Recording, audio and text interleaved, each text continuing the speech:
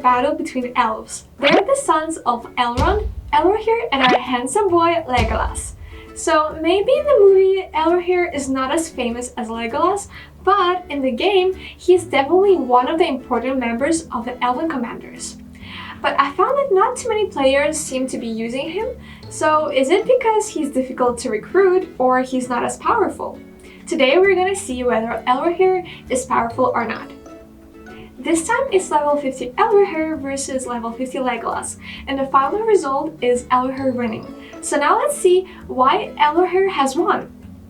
Elrohir is a balanced commander. That is, he reaches level 20, his might, speed, and focus will add 25, and he has an all-round characteristics, so he can lead all type of units well. This is a very surprising skill for me because usually Elven commanders will generally feel at an advantage in leading Elven units. And finally, he has a healing skill, a very good skill that can make up for his not too high might. Legolas is a warrior commander, so Legolas's might and physical damage will be higher than Elrohir, and Legolas leading Elven units will be more of an advantage, which can give unit buffs on some skills, just not healing skills. As for equipment, Elrohir has Merkwood Bow, Quilted Armor, Trapper's Hood, and Worn-Out Smoking Pipe. Overall, it is to give the elves increased damage bonus, enhanced focus damage, and defense. Legolas is equipped with Warhammer, High Elf Halberd, High Elf's Helm, and Worn-Out Smoking Pipe. Select equipment that has a bonus to dwarves. You can see from this that it's already prepared to lead dwarf units, and we will talk about this a bit later below. The others are the defense skills and stun-free skills for the elves units. And finally, there is an equipment that can recover HP. It can be said that the strength of both equipment sides is about the same. In terms of skills, Elrohir is more of a bonus to men and elves, mainly increasing damage and healing ability. This is very consistent with Elrohir's commander characteristics. The skills of Legolas, which I believe we are all really familiar with, this time added damage and defense. And a more special skill is Protect Elves, dwarves units with the highest defense, which has a very important impact on the soldiers that Legolas can bring. Let's take a look at the troops they lead.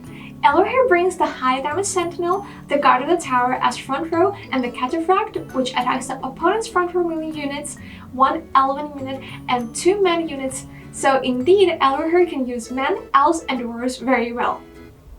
Legolas brings a high damage Elven soldier, March Warden, and the front row Guardian, whose defense is very strong. And Guardian combining with Legolas's Protect Elf skills, meaning Legolas will get a very powerful front row. So then, how can Elrohir destroy the powerful front row? In my opinion, I think that the key to victory is whether Elrohir can kill all the front row Guardian with high defense first and not lose too many of his own soldiers, and then kill the soldiers in the back row. So accomplish the above 3 points, and then the victory is likely to belong to Elrohir. So let's take a look at the battle report below. Before the battle starts, both sides are activating their skills, and from the beginning we discovered a flaw in Elrohir's equipment, which started healing even before the opponent even started attacking. So the healing skill of his equipment can only be effective when encountering enemies even faster than Elrohir. But Elrohir's speed itself is already quite fast, so the first round of healing will have to be wasted. Because of Guardian's strong defense, Elrohir can only deal 1,191 damage, and in the same time Legolas can deal 7,653 damage, which is because Legolas is a very high damage commander. Just then, Legolas activated Sustain skill to heal, not losing March Warden, so no HP was recovered, and Guardian recovered 7 units. But late in the first round, Sentinel attacked Guardian, and the Guardian's shielding's physical damage received did not affect Guardian, so they suffered 26,935 physical damage and lost 673 units.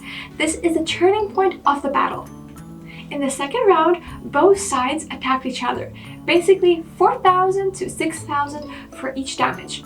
But the change took place in the late round, With the same Sentinel attacking Guardian, the same happened as last time. Guardian suffered 25,805 physical damage. Just in 2 rounds, Guardian lost 1,318 units. The third round began with Elrohir's powerful healing ability. With Elrohir's level-headed skill and his equipped sustain skill working together, he healed the 3 soldiers he was leading. Equipment healing skills of Legolas also played a role, but the effect obviously wasn't as good as Elrohir. And finally, with one more Sentinel's heavy hit, Guardian's healing powers obviously couldn't keep up with the number of deaths, and Legolas also hit the highest damage of the round, 11,444. In the 4th round, Sentinel continued to hit Guardian hard, but the damage output was reduced by Legolas' concussion skill. In the 5th and 6th round, Elrohir healed all 3 soldiers. Guardian's tower recovered significantly, and Sentinel continued to deal high damage to Guardian. By the 7th round, Guardian was finally dead, and without Guardian's protections, War丨continued to die in large numbers. So in the 10th round, they were all dead, and Elrohir finally won, yay! The reason Legolas lost is that his output was not as high as we said, and his healing ability was not as good as Elrohir's. Elrohir has been doing high damage output and recovering HP with high healing, so in the end, Elrohir did not lose any soldiers. So let's look at the comparison table. Soldier damage of Elrohir is 6 times more than Legolas, and the total healing is also 50 times more than Legolas. So I think Legolas should be equipped with a bonus to the commander's own damage so that Legolas can do more damage and soldiers should focus more on defense. So that's it for today's video. See you next time. Bye!